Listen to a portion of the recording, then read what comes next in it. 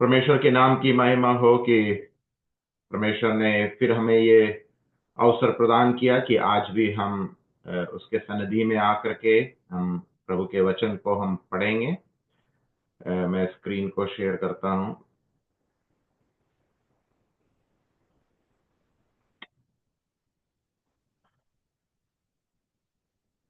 दिख रहा है? स्क्रीन दिख रहा है? ओके। इब्रानी की किताब, उसका 13वां अध्याय, जो आखिरी अध्याय है, आज हम उसको देखेंगे।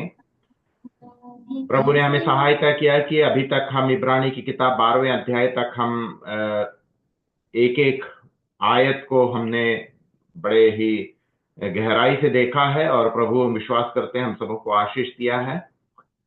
और आज जो है आखिरी अध्याय को हम देखेंगे। प्रभु की इच्छा हुई तो इस अध्याय को हम पूरा करेंगे। अभी तक जो हमने पढ़ा है मैं उसे दोहराना चाहता हूं। जिस प्रकार हमने पहले अध्याय से देख रहे हैं कि इब्रानी की किताब जो है वो एक इब्रानी लेखक जो है वो अपने इब्रानी भाइयों के लिए ये लेख लिख रहे हैं।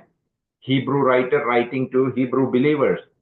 और ये जो इब्रानी विश्वासी लोग हैं, इब्रानी रीति रिवाज, यहूदी रीति रिवाज को छोड़ करके प्रभु यीशु मसीह को अपने उद्धारकर्ता के रूप में ग्रहण किए और उसके कारण अपने समाज से, समुदाय से वो अलग हो गए हैं और उसके कारण उनके जीवन में बहुत सारे परेशानी, ताड़ना, अपने ही प्रियजनों से, भाई बहनों से, अपने परिवारजनों से उनके जीवन में काफी ताड़ना आ रही थी और वो थोड़ा डरे हुए थे और पीछे मुड़ने की अवस्था में थे।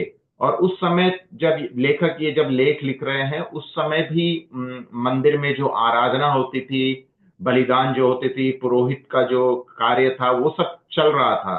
तो एक तरफ ये जो यहूदी विश्वासी लोग उन रीति रिवाज को छोड़ करके ये प्रभु यीशु मसीह को ग्रहण किए और उनके इर्द गिर्द फिर वो एक कहते हैं ना, एक डिस्ट्रैक्शन उनको बार बार उधर खींचने की कोशिश कर रहा था।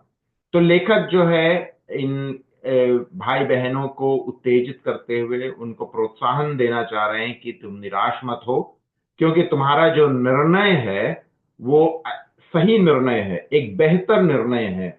क्योंकि बार बार लेखक पहले अध्याय से लेकर 12वां अध्याय तक जो हमने देखा है, पुराने नियम से बार बार लेखक एक एक वाक्य को लेकर के अपने श्रोताओं को ये बात दर्शाना चाहते थे कि पुराने नियम, जो जो भी रीति रिवाज तुम पुराने नियम में कर रहे थे, यहूदी मत में जो हो रहा था, वो एक परछाई है। और जब सच्चाई जो है वो प्रभु यीशु मसीह में है, जब सच्चाई हमारे सामने है तो परछाई की आवश्यकता नहीं है। पुराने नियम का जो रीति रिवाज था वो खराब है करके नहीं बोला। जिस प्रकार हमने देखा था, न्याय, लॉ, न्याय प्रमाण जो है वो गलत नहीं है, वो खराब नहीं है, लेकिन न्याय प्रमाण जो हमारे सिर्फ गलतियों को दिखा सकता है, लेकिन वो हमारी गलतियों को सुधार नहीं सकता है। इसलिए हम अब न्याय प्रमाण में नहीं है, पुरानी वाचा में नहीं है। प्रभु यीशु मसीह के आने से हम नई वाचा में हैं। प्रभु यीशु मसीह के दुनिया में आने से पुरानी वाचा खत्म हो गई। प्रभु यीशु मसीह में हम नई वाचा में हैं, इसलिए पुरानी वाचा में हमें देखने की आवश्यकता नहीं है। इसलिए लेखक पहले अध्याय से ही प्रभु यीशु मसीह की तुलना पुराने नियम के जो योद्धा लोग थे उनसे तुलना की गई, मूसा से तुलना की गई, हारून जो पुरोहित था उससे तुलना की गई, स्वर्गदूतों से तुलना की गई, वहां जो बलिदान हो रहे थे उन सभी से तुलना की गई, उनके जो मंदिर थे उनसे तुलना की गई, जो तंबू था उससे तुलना की गई, जो रीति रिवाज, आचरण था उनसे तुलना की गई। और ये बात को लेखक ने सिद्ध किया कि इन सभी चीजों से प्रभु यीशु मसीह बेहतर है। और ये बात सिद्ध करने के बाद लेखक अपने श्रोताओं से पूछ रहे हैं कि तुम किसे चुनना चाहते हो? जो बेहतर है उसे ही चुनोगे? और तुम्हारा जो निर्णय, तुम्हारा जो चुनाव जो है, प्रभु यीशु मसीह को चुनना जो तुम्हारा निर्णय है, वो एक सही निर्णय है। क्योंकि प्रभु यीशु मसीह पुराने नियम की पुरोहितत्व से वो श्रेष्ठ है, प्रभु यीशु मसीह मूसा से श्रेष्ठ है, प्रभु यीशु मसीह इब्राहिम से श्रेष्ठ है, प्रभु यीशु मसीह पुराने नियम के बलिदानों से श्रेष्ठ है। और ये सारी बातें जो पुराने नियम में जो यहूदी लोग जो आचरण जो मान रहे थे या कर रहे थे वो एक परछाई था, क्योंकि प्रभु यीशु मसीह उस समय तक उस समय नहीं आए थे। और जब प्रभु यीशु मसीह आ गए तो ये परछाई दूर हो गया और सच्चाई हमारे सामने में है। इस बात को हमने ध्यान दिया था। और लेखक का जो एक ही उद्देश्य है, अपने श्रोताओं को उत्तेजित करना, प्रोत्साहन देना कि पीछे मत मुड़ो, तुम्हारा जो चुनाव है वो सही चुनाव है। ये जो तुम्हारे जीवन में अभी ताड़ना परेशानी आ रही, ये कुछ दिन की बात है, क्योंकि प्रभु यीशु मसीह ने जो मैं प्रतिज्ञा दिया है कि मैं तुझे कभी छोड़ूंगा नहीं, कभी त्यागूंगा नहीं, इसलिए चिंता नहीं करना। और लेखक खुद अपने आप का अनुभव भी इन लोगों से बता रहे कि देखो मैं भी कितने तरह के ताड़ना से गुजरा। फिर उसके बाद वो प्रभु यीशु मसीह को ला करके वो दिखा रहे हैं कि प्रभु यीशु मसीह जब दुनिया में थे उनके जीवन में कितनी ताड़ना है। और उसके बाद इब्राहिम के जीवन से वो दिखा रहे हैं कि इब्राहिम जो था वो कभी भी अपना एक ठोस घर नहीं बनाया, वो हमेशा तंबू में रहा करता था। पुराने नियम के जो योद्धा लोग थे, मूसा हो गए, इब्राहिम हो गए, इन लोगों ने कभी भी यहाँ पे इस पृथ्वी पे अपना धन संपत्ति इकट्ठा नहीं किया, क्योंकि वो जानते थे कि वो तीर्थ यात्री हैं। उसी प्रकार हम लोग भी इस दुनिया में एक तीर्थ यात्री, यहाँ हमारा कुछ नहीं है, इसलिए इस दुनियावी बातों में दुनिया में मत मन लगाओ, क्योंकि हमारा जो घर है, हमारा जो वासस्थान है वो पृथ्वी नहीं है। एक दिन हम सबको इस दुनिया से हमें जाना है और हमारा जो वासस्थान है वो स्वर्ग में है। इसलिए लेखक अपने श्रोताओं को बोल रहे हैं कि तुम्हारा जो धन संपत्ति, तुम्हारे परिवार जनों ने तुमको जो दखल अंदाज कर दिया, चिंता मत करो, क्योंकि तुम्हारा जो इनाम है, तुम्हारा जो धन संपत्ति है वो स्वर्ग में है। इसलिए निराश मत हो, क्योंकि प्रभु यीशु मसीह तुम्हारे साथ है और जो निर्णय तुमने लिया है वो एक सही निर्णय है। आज हम इब्रानी की किताब 13वां अध्याय को देखेंगे, जहां पे यीशु यहूदी धर्म से भी महान है। ये लोग बहुत ही गर्व करते थे, घमंड करते थे अपने यहूदी धर्म में। तो यहाँ पे प्रभु यीशु मसीह इन रीति रिवाज से भी महान है, इन धर्म जो यहूदी धर्म है उससे भी महान है। इस बात को लेकर यहाँ पे दिखाने की कोशिश कर रहे हैं। तो अभी एक बात को मैं दिखाना चाहता हूं, इब्रानी की किताब जो 13वां अध्याय है, सारी बात जो अभी तक हमने 12वें अध्याय में पढ़ा, या लेखक अपने श्रोताओं को बताने का सारांश रूप से इब्रानी की किताब 13वां अध्याय में वो इस बात को साबित कर रहे हैं कि हम जो है वो सुरक्षित हैं, हमारा निर्णय जो है वो सही निर्णय है और हम सही रास्ते में जा रहे हैं। इसलिए आत्मिक परिपक्वता में हमें आगे बढ़ना है। और जो लेखक पीछे भी अध्याय में हमने देखा था कि दूध पीते बच्चे के समान मत रहो, तुम्हारा जो आत्मिक वृद्धि होना चाहिए। इब्रानी की किताब 13वां अध्याय का पहला से लेकर 6वें आयत में इसी बात को लेकर वहां पे दोहराने की कोशिश कर रहे हैं।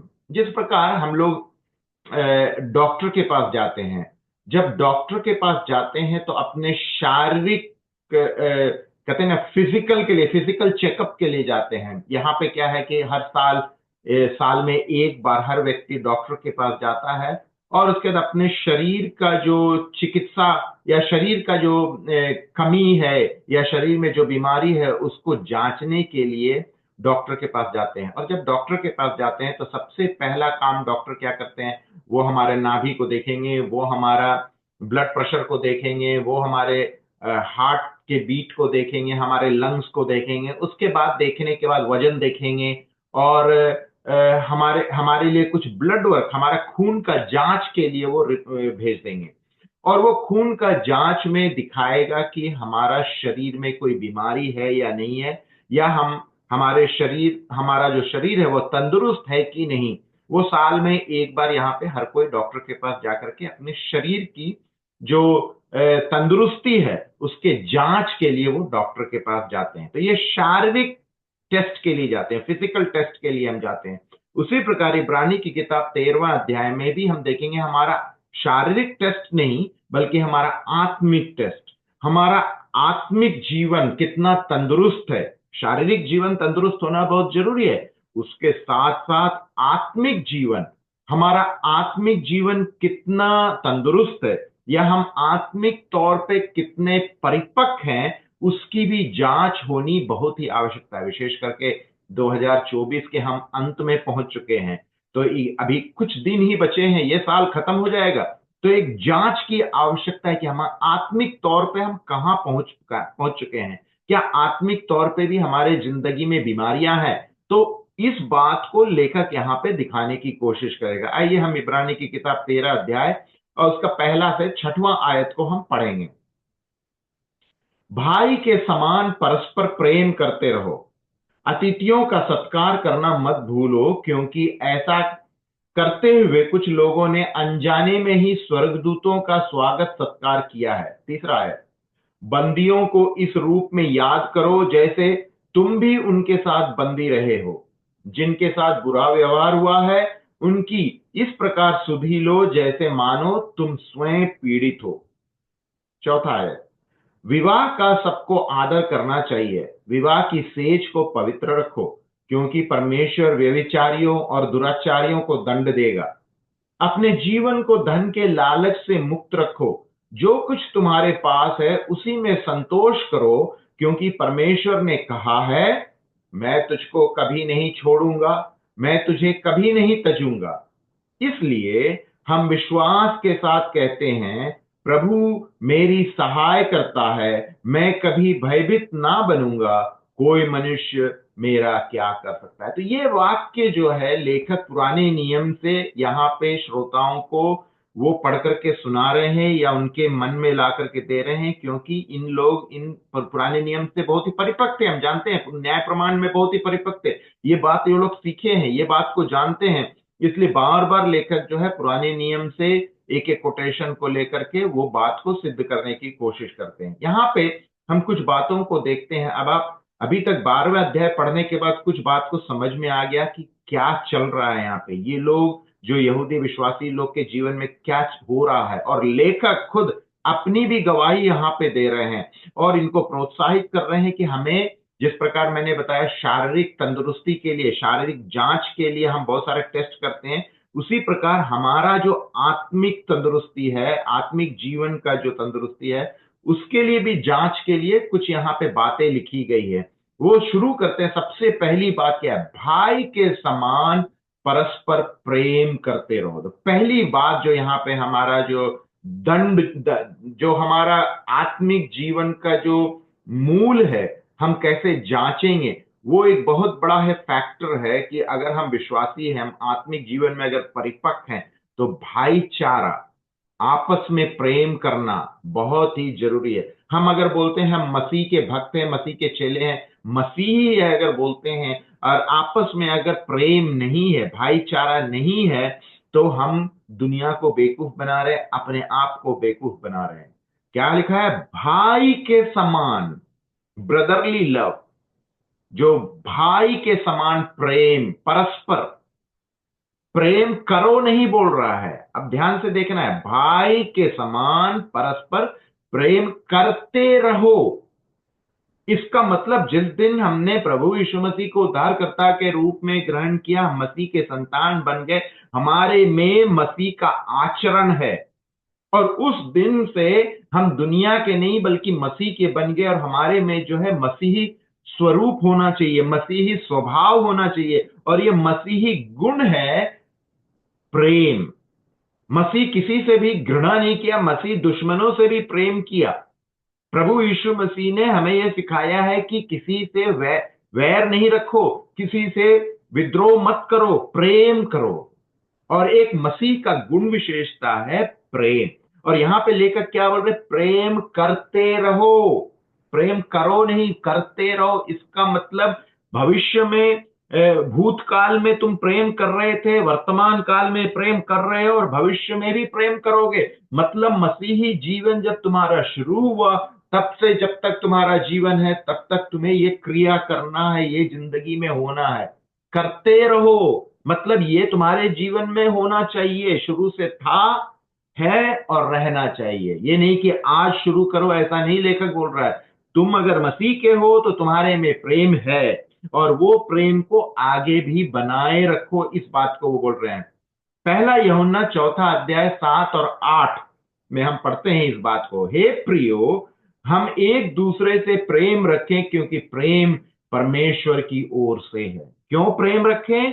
क्योंकि प्रेम परमेश्वर की ओर से, परमेश्वर की गुण विशेषता है, और हम प्रभु यीशु मसीह के अगर संतान है तो हमें भी वो गुण विशेषता होना है। अगर हम बोलते हैं मसीही हैं, मसीह के भक्त हैं, मसीह के चेले हैं, लेकिन हम में अगर प्रेम नहीं है तो हम ढोंगी हैं, हमारे में मसीह नहीं है। यही बात लेखक बता रहे हैं। तो अभी जांच हो रहा है कि हमारा आत्मिक जीवन हम कितना परिपक्व है। अगर हम में प्रेम है तो हमारा आत्मिक जीवन में वो बीमारी नहीं है, हमारे में प्रेम है। ठीक है, तो प्रेम करने की बात कही गई है। पहला कुरिन्थियों 8:1 में लिखा है, ज्ञान फुलाता है परंतु प्रेम उन्नति करता है। ज्ञान फुलाता है लेकिन प्रेम क्या करता है? उन्नति करता है। कुलोसियों की पत्री 3 अध्याय 14 आयत में लिखा है, प्रेम को धारण करो जो एकता का उत्तम बंधन है। आपस में अगर प्रेम करेंगे तो झगड़ा फसाद जो भी है वो खत्म हो जाएगा। पहला पत्र 4:8 में लिखा है, प्रेम अनेक पापों को ढांप देता है। प्रेम अनेक पापों को ढांप देता है। पहला कुरिन्थियों 13:1-3 में पढ़ते हैं, प्रेम के बिना मैं कुछ भी नहीं। पौलुस प्रेरित वहां बोलते हैं, प्रेम की लव की बात कही गई है, प्रेम के बिना मैं कुछ भी नहीं। क्योंकि प्रभु यीशु मसीह का जीवन क्या था? प्रेम है। प्रभु यीशु मसीह प्रेम है। आज के दुनिया में, आज के समय में दुनिया का प्रेम हम नहीं बात कर रहे हैं, प्रभु यीशु मसीह की प्रेम की बात कर रहे हैं। यूहन्ना 13:34-35 में लिखा है, एक दूसरे से प्रेम रखो जैसा मैंने तुमसे प्रेम रखा। प्रभु यीशु मसीह बोल रहे हैं, जिस प्रकार मैंने तुमसे प्रेम किया, इससे सब जानेंगे कि तुम मेरे चेले हो। तो क्यों प्रेम करना है? अभी हमने पढ़ा, भाई के समान परस्पर प्रेम करते रहो, क्योंकि ये तुम्हारी गुण विशेषता है। प्रभु यीशु मसीह प्रेम है, और हम प्रभु यीशु मसीह के अगर अनुयायी हैं तो हम में वो प्रेम होना है। दूसरी आयत में लिखा, अतिथियों का सत्कार करना मत भूलो, क्योंकि ऐसा करते हुए कुछ लोगों ने अनजाने में भी स्वर्गदूतों का स्वागत सत्कार किया है। हम जानते हैं पुराने नियम में इब्राहिम के साथ ये घटना हुई थी। जब वो स्वर्गदूतों उसके घर में मेहमान आए थे तो उसकी सेवा की, तो क्या हुआ? वहां परमेश्वर खुद स्वर्गदूत के रूप में वहां पे आए थे, उनकी सेवा की। इसलिए हमारे घर में, हमारे संबंध में जो भी आते हैं तो हमें उसकी अतिथि सत्कार करना जरूरी है। क्योंकि आप जानते नहीं, हो सकता है स्वर्गदूत, परमेश्वर खुद किसी को भेजा है उसकी सेवा करने के लिए, परमेश्वर आपके परीक्षा लेने के लिए हो सकता है भेजे हैं। इसलिए हमेशा अच्छा करना, अतिथि सत्कार करना एक गुण, मसीह का एक गुण विशेषता है। प्रेम एक गुण विशेषता है। दूसरों की सेवा करना, क्योंकि प्रभु यीशु मसीह अपने शिष्यों के पांव धोए थे, वो एक गुण विशेषता थी। जो भूखे थे उनको आहार दिया, जो अंधे थे उसको आंखें दिया, जिनके पास कपड़े नहीं थे उनको कपड़े दिए। सिर्फ हम सुसमाचार प्रचार करेंगे तो नहीं होगा, हमारे जीवन में दिखाना होगा। एक व्यक्ति अगर भूखा है तो उस समय उसे रोटी की आवश्यकता है, एक व्यक्ति प्यासा है उसे पानी की आवश्यकता है, एक व्यक्ति अगर बीमार है उसे दवाई की आवश्यकता है। हम सिर्फ ये नहीं बोल सकते हम प्रार्थना करेंगे, नहीं। अगर उसे उस समय रोटी की आवश्यकता है तो हमें उसे रोटी देना होगा, उसके सुसमाचार सुनाना पड़ेगा। तो अतिथि सत्कार करना बहुत ही जरूरी है, और वो एक गुण विशेषता है। यहां पे नैतिक क्षेत्र में लेखक द्वारा दिया गया उपदेश की बात हम कर रहे हैं। विश्वासियों के बीच संबंध, इब्रानी की किताब 12वां अध्याय में हमने देखा था इसको। ठीक है, आतिथ्य दिखाओ, उत्पत्ति की किताब की हम बात कर रहे थे, वहां पे इब्राहिम के साथ जो हुआ। तो रोमियो की पत्री 12 और 13 में भी हम पढ़ते हैं। ये सब रेफरेंस है, पढ़ने के लिए हमारे पास समय नहीं है। पहला पत्रस 4 और 9 में भी हम पढ़ सकते हैं। तीसरी बात जो लेखक यहां पे बता रहे हैं, अतिथियों की बात करने के बाद लेखक क्या बता रहे हैं? बंदियों को इस रूप में याद करो जैसे तुम भी उनके साथ बंदी रहे हो। हम एक बंदी की सहायता, उसके लिए प्रार्थना कैसे कर सकते हैं? हम जब तक हमारा अनुभव नहीं होगा, अगर हम कभी बीमार हुए हैं, हमारे सिर में अगर दर्द है, तभी तो हम समझ पाएंगे कि कोई व्यक्ति बोल रहा है कि मेरे सिर में दर्द है। तब हम समझ सकते हैं वो सिर दर्द का व्यथा कितना गहरा है ना।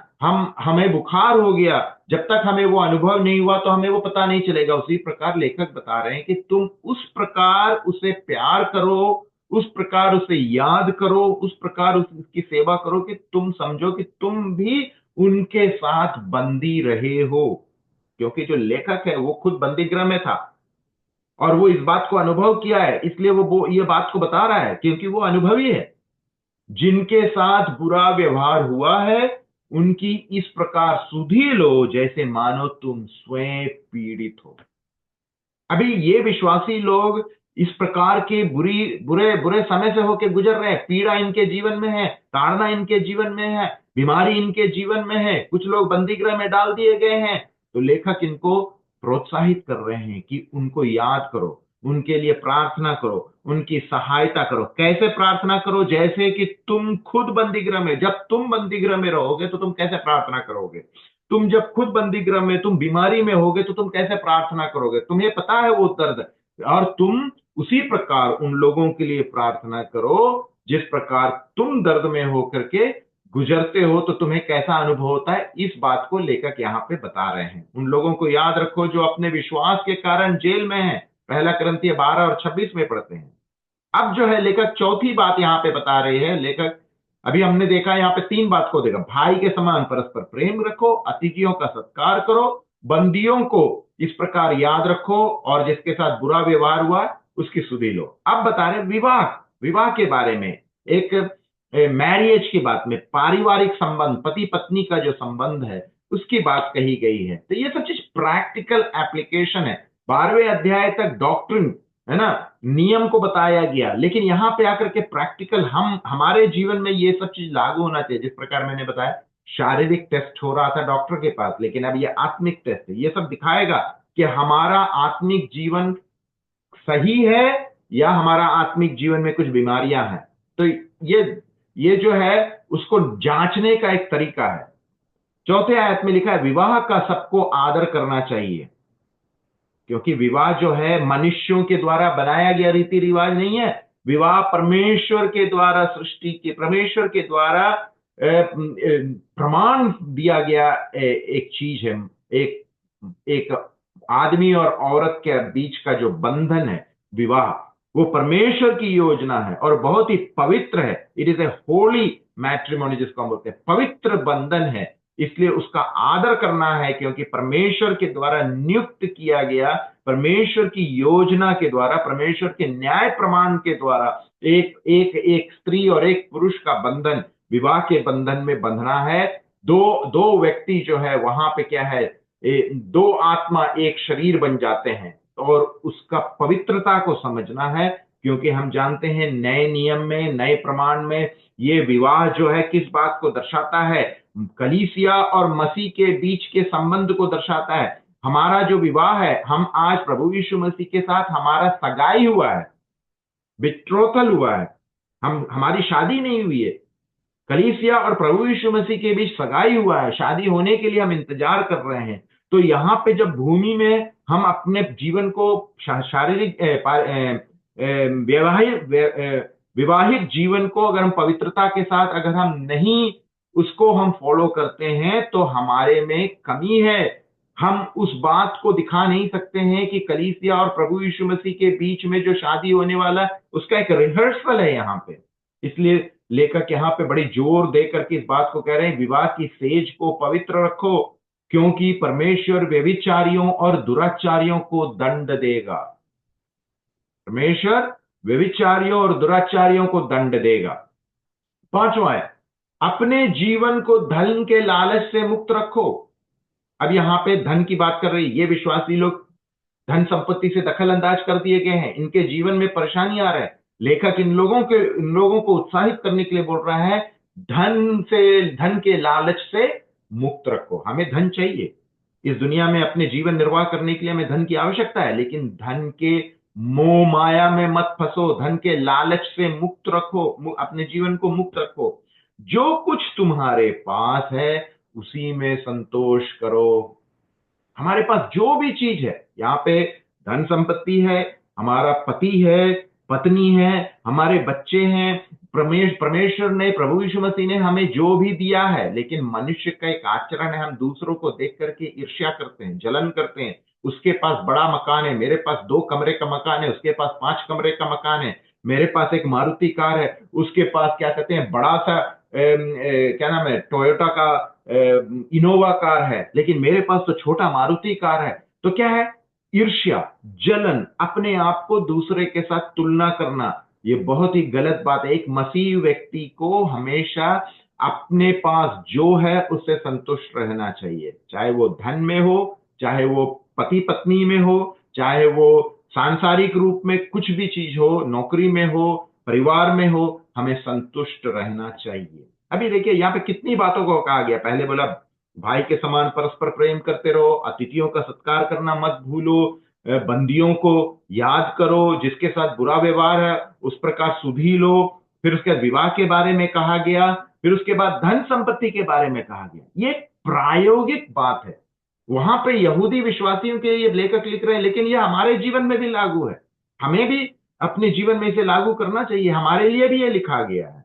क्यों? क्योंकि परमेश्वर ने क्या कहा, लेखक इन बातों को बताने के बाद फिर पुराने नियम से कोट कर रहे हैं, क्योंकि मैं नहीं बोल रहा हूं, परमेश्वर ने कहा है मैं तुझे कभी नहीं छोड़ूंगा, मैं तुझे कभी नहीं तजूंगा। अगर परमेश्वर हमारे साथ है तो फिर हमें डरने की क्या आवश्यकता है? परमेश्वर ने कहा जीवन का जल मैं हूं, मैं वो रोटी हूं, मुझे तुम खाओगे तो कभी भूखे नहीं रहोगे, मैं वो जीवन का जल है, मुझे पियोगे तो तुम कभी प्यासे नहीं होगे।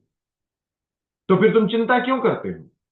इसलिए छठवां आयत, इसलिए हम विश्वास के साथ कहते हैं प्रभु मेरी सहाय करता है, मैं कभी भयभीत ना बनूंगा। कोई मनुष्य मेरा क्या करता है? मनुष्य से डरने की आवश्यकता नहीं है, लेखक यही बोल रहे हैं। इन विश्वासियों के जीवन में जो ताड़ना परेशानी आ रही है, तो ये लोग मनुष्य से डर रहे हैं। ये कलीसिया में नहीं जा रहे, सभा संगति को वो छोड़ दिए हैं। तो लेखक इन लोगों को बोल रहे हैं तुम मनुष्य से क्यों डर रहे हो? क्योंकि अगर प्रभु तुम्हारा सहायक है, परमेश्वर तुम्हारा सहायक है, तो तुम्हें डरने की आवश्यकता नहीं है। ये रोमियो के पत्री में हम पढ़ते हैं, God B for us who can be against us. अगर परमेश्वर तुम्हारे साथ है तो तुम्हें डरने की किसी बात की आवश्यकता नहीं है। तो विवाह संस्था हम जो देखते हैं, पहला कुरिन्थियों 7वां अध्याय में पढ़ सकते हैं, परमेश्वर ने जो दिया है उसमें संतुष्ट रहो। फिलिपियों 4:19 में पढ़ते हैं, और 11 से 13 आयत में भी पढ़ते हैं।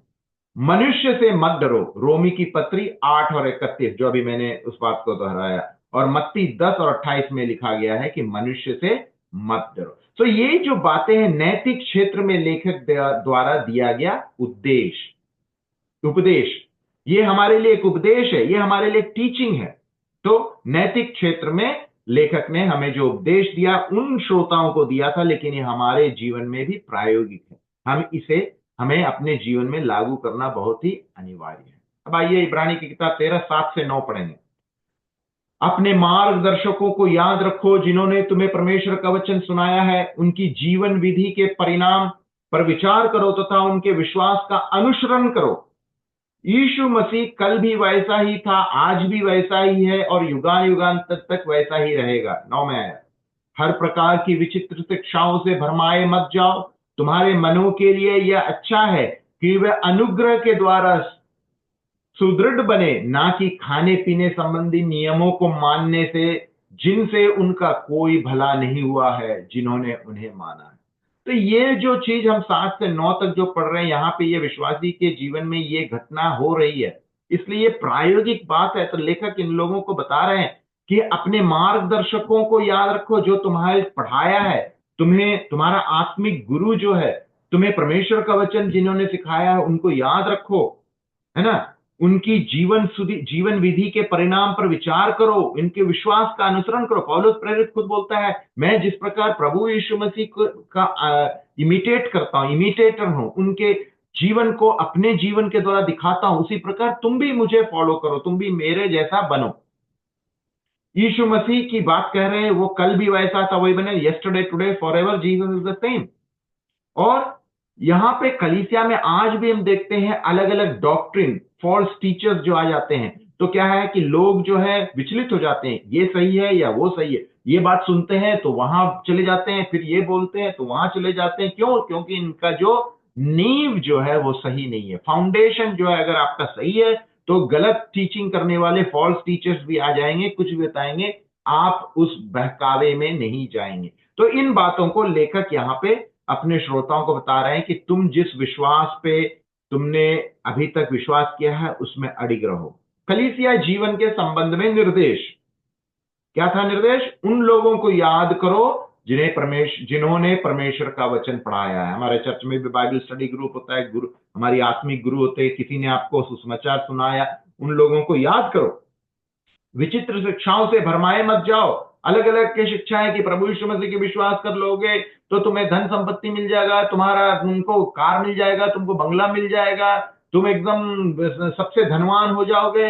ये सब चीज जो है वो गलत शिक्षा है। तो विचित्र शिक्षाओं से भरमाए मत जाओ, ये बात को यहां पे लेखक ने बताया। इब्रानी 10 से 13 पढ़ेंगे, 13 अध्याय 10 से 13। हमारे पास एक ऐसी वेदी है जिस पर से खाने का अधिकार उनको नहीं है जो तंबू में सेवा करते हैं। 11, महायाजक परम पवित्र स्थान पर पाप बलि के रूप में पशुओं का लहू तो ले जाता है, किंतु उनके शरीर डेरों के बाहर जला दिए जाते हैं। 12, इसलिए यीशु ने भी स्वयं अपने लहू से लोगों को पवित्र करने के लिए नगर द्वार के बाहर यातना झेली। तो फिर आओ हम भी इसी अपमान को झेलते हुए जिसे उसने झेला था डेरों के बाहर उसके पास चले। 10 से लेकर 13 तक जो बात कही गई है, हम इस बात को उतना नहीं समझ सकते हैं, समझ पाते हैं क्योंकि पुराने नियम के जो न्याय प्रमाण में ये बात लिखी गई थी। लेकिन इन जो विश्वासी लोग हैं, श्रोता जिस लोगों को बात कर, ये लोग बहुत ही परिपक्व थे। On the day of atonement, जो साल में एक बार यम कपूर का जो त्योहार होता था, उस दिन क्या महापुरोहित जब महापवित्र स्थान में जब जाया जाता था बलिदान लेकर के, तो लहू का छिड़काव करता था। वहां पे जो चर्बी वगैरह थे वो जला दिए जाते थे, लेकिन मांस और जो मांस चमड़ी सब चीज जो है उसे उठा करके, कहते हैं ना यहां पे लिखा तंबू के बाहर, outside the tent, outside the camp में उसे ले जाकर के जलाया जाता।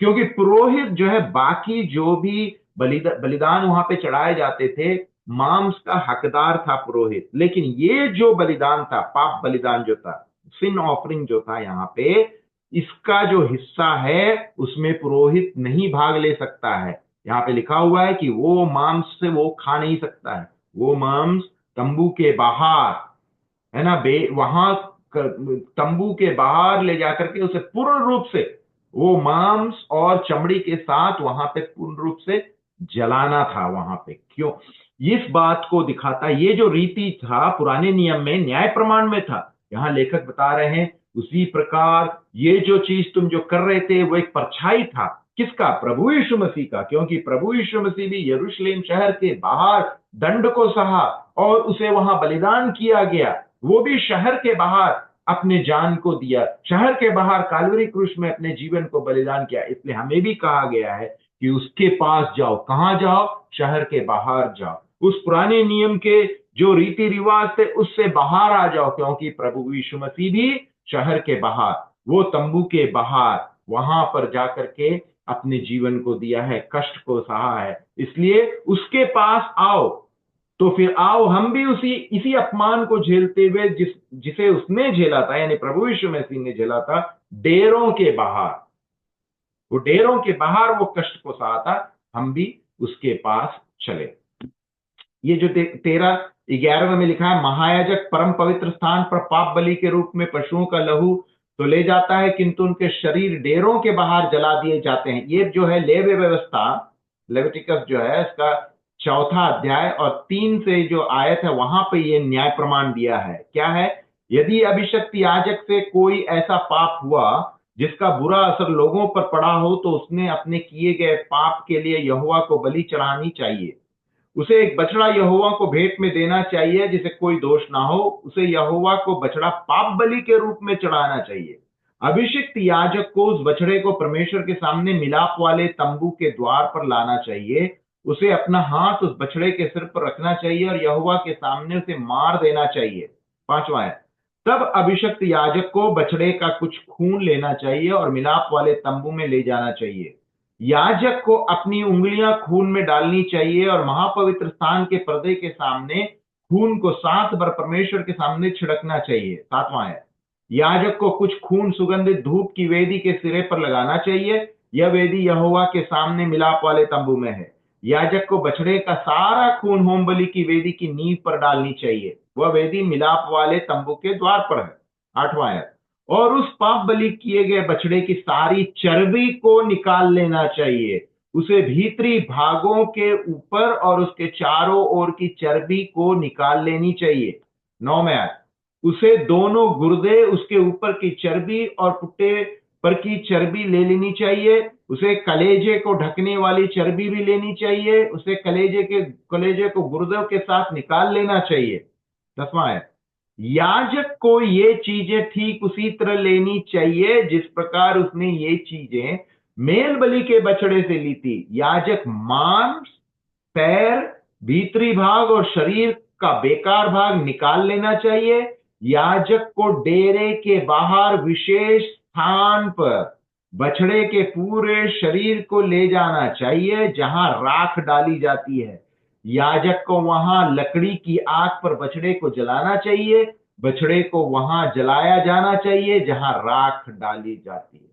तो इससे खा नहीं सकता है, इसमें से वो कोई भाग मांस नहीं ले सकता है, पूरे रीति से उसे जलाने के लिए कहा गया है। लेवी व्यवस्था की बात कर रही है 4थे अध्याय में। हमारे पास एक ऐसी वेदी है जिस पर से खाने का अधिकार उनको नहीं है। किनको नहीं है? जो तंबू में सेवा करते हैं, यानी पुरोहित की बात कही गई है। तो डेरे के बाहर होमबलि जलाई गई, नगर द्वार के बाहर यातना झेली प्रभु यीशु मसीह। लेवी व्यवस्था 24 अध्याय 13 से 23 में हम पढ़ते हैं। तो लेखक यीशु की मृत्यु को पाप बलि के रूप में देखता है, क्योंकि यीशु को द्वार के बाहर सूली पर चढ़ाया गया था। मरकुस रचित सुसमाचार 15 अध्याय 20वें आयत में हम पढ़ते हैं, मसीह ने स्वयं को पाप बलि के रूप में अर्पित करके अशुद्धता से शुद्धि और पाप के दोष से मुक्ति प्रदान की। तो जो पुराने नियम में हम यहाँ पे लेवी व्यवस्था में जो बात कही गई थी, जो पुरोहित लोग कर रहे थे, वो किस बात को दर्शा रहा था? वो मसीह को दर्शा रहा था, मसीह के बलिदान को दिखा रहा था। और जब मसीह आ करके वो क्रिया कर चुके, तो फिर अब पुरानी बात की आवश्यकता नहीं है। वो तो एक परछाई था, अब सच्चाई यहां हो चुका है।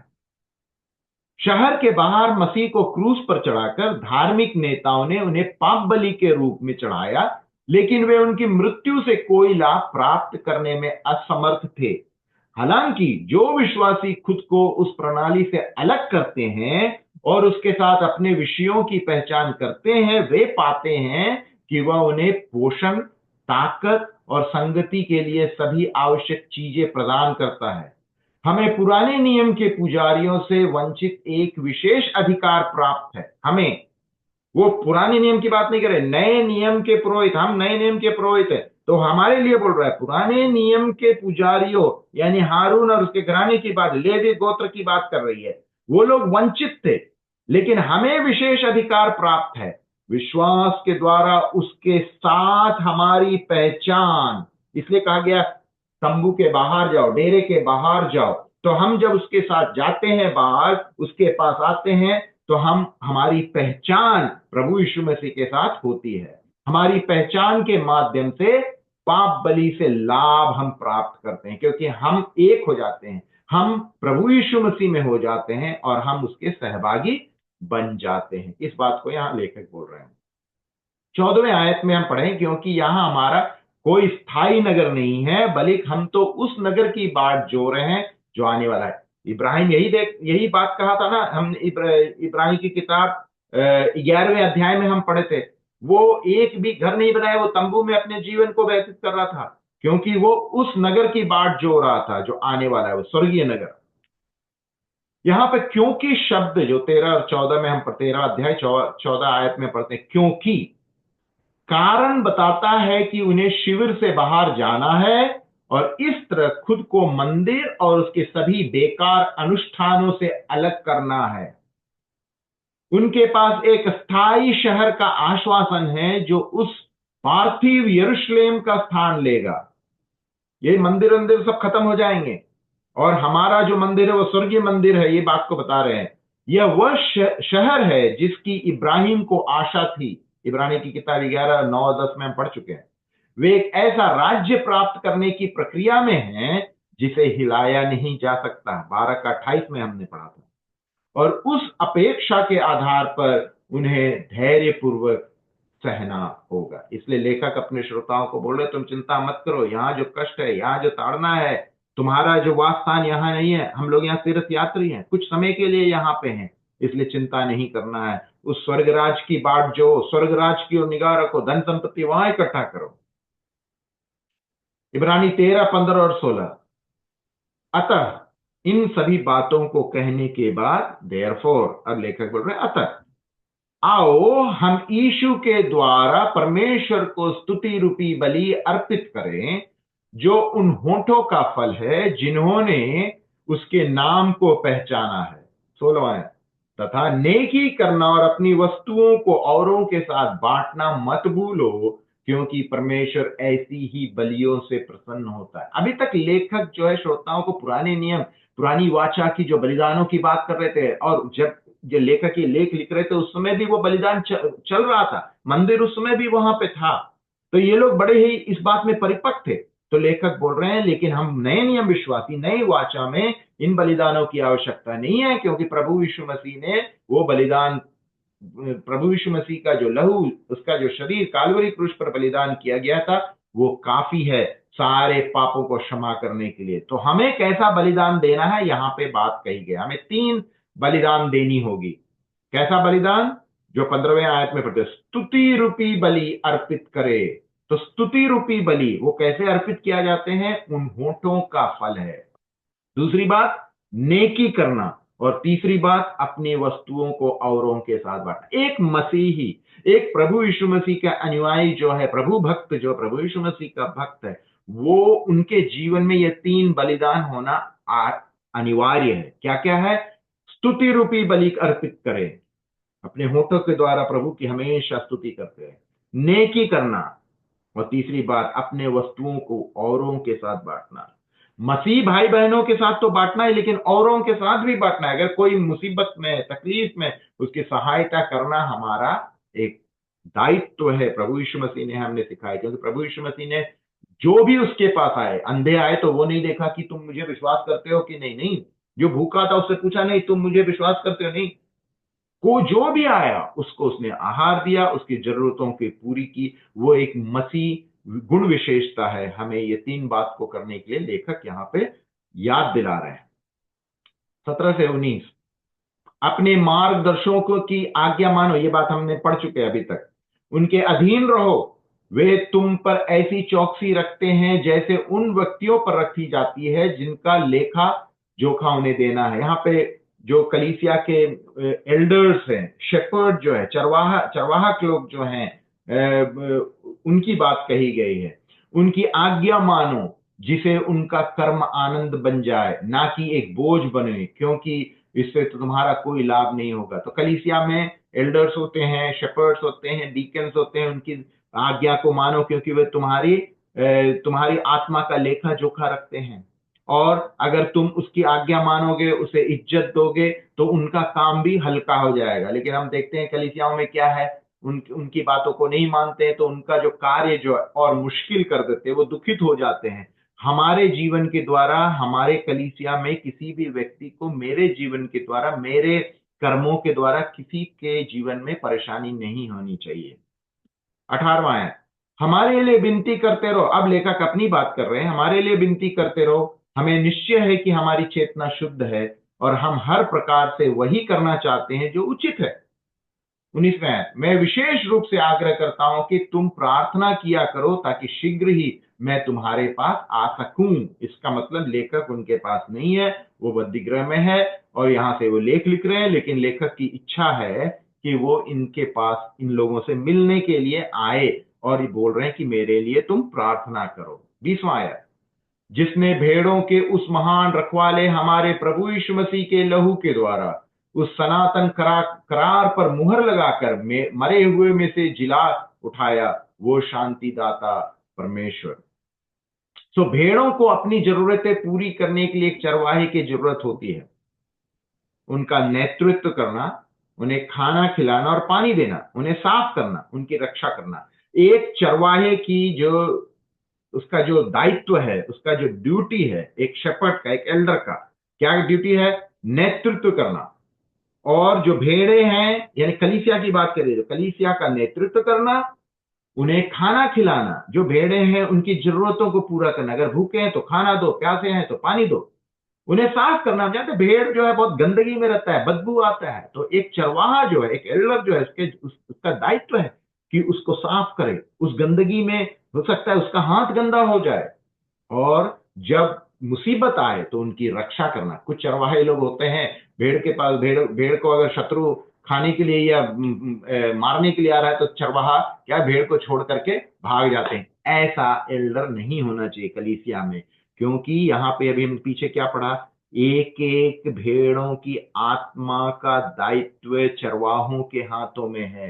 परमेश्वर उनसे वो एक एक भेड़ों की आत्मा जो इनके हाथों में दिया गया है, उनका हिसाब पूछेगा। इसलिए बहुत बड़ी दायित्व है।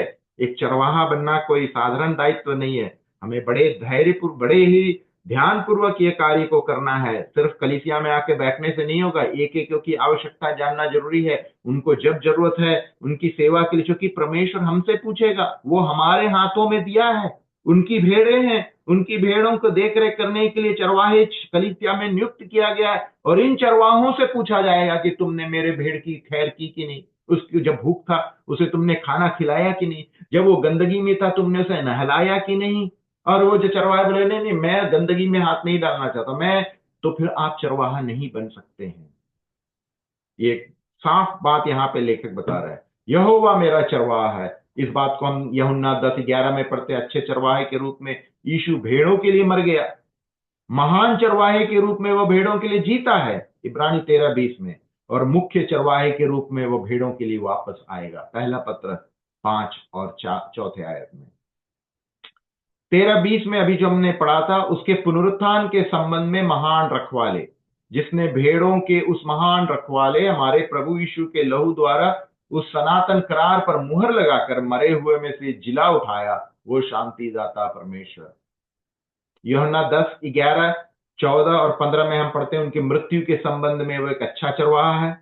अच्छा चरवाहा मैं हूं, अच्छा चरवाहा भेड़ों के लिए अपनी जान दे देता है। अच्छा चरवाहा मैं हूं, अपनी भेड़ों को मैं जानता हूं, और मेरी भेड़ें मुझे वैसे ही जानती है जैसे परमपिता मुझे जानता, और मैं परमपिता को जानता हूं। अपनी भेड़ों के लिए मैं अपनी जीवन देता हूं। यूहन्ना रचित सुसमाचार 10वां अध्याय 11, 14 और 15 में हम पढ़ते हैं। पहला पत्रस 5 और 4 में उसके दूसरे आगमन के संबंध में प्रधान रखवाला की बात हम पढ़ते हैं, ताकि जब वह प्रधान रखवाला प्रकट हो तो तुम्हें विजय का वह भव्य मुकुट प्राप्त हो, जिसकी शोभा कभी घटती नहीं है। 21वें आयत, तुम्हें सभी उत्तम साधनों से संपन्न करे, जिसे तुम उसकी इच्छा पूरी कर सको, और यीशु मसीह के द्वारा वो हमारे भीतर उस सब कुछ को सक्रिय करे जो उसे भाता है। युग युगांतर तक उसकी महिमा होती रहे, आमीन। तो उनमें से कुछ अच्छी चीजें क्या है जो अभी हमने में पढ़ा? स्वर्गदूतों को हमारी सेवा के लिए भेजा गया है, पहला अध्याय 14 आयत में हमने पढ़ा था। इतना महान उद्धार दूसरा अध्याय 3 आयत में पढ़ा था। चौथा अध्याय 9वें आयत में पढ़ा था, हमारी आत्मा को शांति मिले। चौथा अध्याय 15वें आयत में एक महान महायाजक जो सहानुभूति रख सकता है हमारी कमजोरियों के साथ। चौथा अध्याय 16वें आयत, अनुग्रह के सिंहासन तक पहुंच। छठवां अध्याय 19वें आयत, एक निश्चित और स्थिर आशा। आठवां अध्याय 10 और 11, एक महान महायाजक जो सदैव जीवित रहता है, हमारे लिए मध्यस्थता करो। सॉरी, 7वां अध्याय 25 में। नई वाचा जो है 8वां अध्याय 10 और 11 में। यीशु का वादा है कि मैं तुम्हें कभी नहीं छोड़ूंगा, कभी नहीं त्यागूंगा। अभी हमने 13वां अध्याय 5वें आयत में हमने पढ़ा। तो कुछ अच्छी चीजें क्या है अभी जो लेखक बोल रहे थे, तो ये अच्छी चीजें हैं। लेखक अपनी श्रोताओं को बार बार याद दिला रहे थे कितनी अच्छी चीजें हमने देखी है, और ये हमारे लिए प्रभु यीशु मसीह ने दिया है। वो हमें कैसे सुसज्जित करता है? पवित्र शास्त्र के माध्यम से, आध्यात्मिक उपहारों के माध्यम से, कष्ट सहने के द्वारा। इसका रेफरेंस है, हम यहाँ पे लिखा हुआ है कि पवित्र शास्त्र के माध्यम से, आध्यात्मिक उपहारों के माध्यम से, कष्ट सहने के। हमारे जीवन में जब कष्ट आता है तो उसमें भी एक उद्देश्य है। हमारे जीवन में जो कमी है, घटिया है, गंदगियां हैं, उसे दूर करके हमें और परिपक्व करने के लिए हमारे जीवन में कष्ट आते हैं। जिस प्रकार सोना जो है उसकी चमक और बढ़ाने के लिए आग भट्टी में जब उसे गलाया जाता है, क्यों गलाया जाता है? ताकि उस सोने की इतने ताप में सोना गल करके क्या होता है, उसका जो गंदगी है पूरा ऊपर आ जाता है और गंदगी को हटा करके फिर वो सोना, प्योर सोना हमको मिलता है, शुद्ध सोना मिलता है। उसी प्रकार हमारा जीवन भी उस ताप में, उस परेशानी में, उस मुसीबत में होकर जब गुजरता है तो हमारे जीवन में जो गंदगियां है वो ऊपर आ जाती है और गंदगियां दूर हो जाती है, हम शुद्ध हो जाते हैं। इसलिए हमारे जीवन में बीमारी आती है, हमारे जीवन में कष्ट आती है, दुख आती है, तकलीफ आती है। तो लेखक अपने श्रोताओं को बोल रहे हैं, तुम्हारे भी जीवन में जो कष्ट है उसका कारण यही है, तुम्हें परमेश्वर परिपक्व बना रहा है, तुम्हें और अच्छा बना रहा है। तुम्हारे जीवन में जो गंदगी है उसे वो दूर कर रहा है। वो हमें सुसज्जित क्यों करता है? क्यों सुसज्जित करता है? हमारे के लिए, हमारे हमारे लिए नहीं, उसे प्रसन्न करने के लिए। 21वें आयत में हम पढ़ते हैं, हम में वह काम कर रहा है जो उसकी दृष्टि में प्रसन्न है। दूसरा कुरिन्थियों 5:9 में, इसलिए हमारी भी यही अभिलाषा है, चाहे घर पर हो या बाहर, हम उसे प्रसन्न करें। हमारे जीवन का दायित्व ही यही है। हम अपने लिए नहीं, हम प्रभु यीशु मसीह के लिए जीते हैं, उसकी महिमा के लिए, उसकी महिमा करना, यीशु मसीह के द्वारा जिसकी महिमा युगान युग होती रहे। आमीन। 22 और 25 जो आयत है, यहां ऐसा लिखा है, हे भाइयों, मेरा आग्रह है कि तुम प्रेरणा देने वाले मेरे इस वचन को धारण करो। मैंने तुम्हें यह पत्र बहुत संक्षेप में लिखा है। मैं चाहता हूं कि तुम्हें ज्ञात हो कि हमारा भाई तिमुथियुस रिहा कर दिया गया है। तो तिमुथियुस जेल में था, वो रिहा कर दिया गया है। यदि वह शीघ्र ही आ पहुंचा तो मैं उसी के साथ तुमसे मिलने आऊंगा। अपने सभी अग्रणियों और संत जनों को नमस्कार करना। इटली से आए लोग तुम्हें नमस्कार भेजते हैं। 25वां आयत, परमेश्वर का अनुग्रह तुम सबके साथ रहे। तो ये जो है लेखक का लिखने का जो तरीका है, यहाँ पे ये जो लेखक जिस प्रकार, पहले हम जब अध्याय को शुरू किया था, हो सकता नहीं, काफी लोग मानते हैं पौलुस प्रेरित ने लिखा है, और ये पौलुस प्रेरित के लिखने का तरीका है। अंत ऐसे ही करते हैं, परमेश्वर की महिमा करते हुए और अपने लोगों के लिए प्रार्थना करते हुए आशीर्वाद के साथ, बेनिडिक्शन के साथ वो अपने पत्रों को समाप्त करते हैं। प्रभु हम सबों को आशीष दे। मैं विश्वास रखता हूं कि इब्रानी की किताब हमारे एक एकों के जीवन के लिए एक बहुत ही महत्वपूर्ण समय था कि हम इन यहूदी विश्वासियों के जीवन में जो ताड़ना आ रहे थे, हम अपने जीवन के साथ उसकी तुलना कर सकते थे। और इस बात को हमने सीखा है कि जो प्रभु यीशु मसीह है सारी बातों से श्रेष्ठ है, और हम धन्य हैं क्योंकि हमें प्रभु यीशु मसीह ने चुना है। हम प्रभु यीशु मसीह को नहीं चुने, प्रभु यीशु मसीह ने हमें चुना है। आने वाले दिनों में हम परमेश्वर की योजना के अनुसार, जिस प्रकार अभी हमने पढ़ा कि हमारा जीवन का उद्देश्य क्या होना चाहिए, कि परमेश्वर की नाम की महिमा होने पाए। इसलिए आज एक दिन हमारे जीवन में फिर उन्होंने दान के रूप में दिया है, हमारे लिए नहीं, उनके नाम की महिमा के लिए। परमेश्वर हम सबों को आशीष दे कि आने वाले दिनों में हम इन बातों को अपने प्रायोगिक जीवन में हम इसे लागू कर पाए। प्रभु के नाम की महिमा होने पाए।